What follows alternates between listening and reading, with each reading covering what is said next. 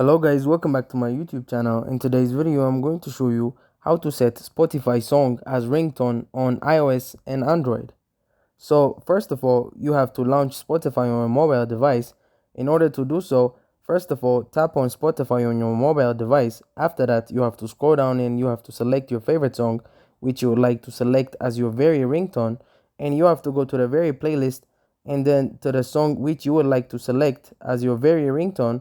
I select the song that I would like to do as my ringtone. After that, you have to tap on the song and then you will see the three dots out on the top. Now you have to check whether all of these options are available or not, and you have to make the very song to your liked song. To do that, you have to tap on add to like song. After that, you see an option like this, which is the share option, and you have to go to the option of share. And after you go to the option of share, and when you tap on the designated option, your very Spotify song will be selected as a ringtone on your mobile device. Thank you guys for watching this video. If this video was helpful, don't forget to like and subscribe to my YouTube channel.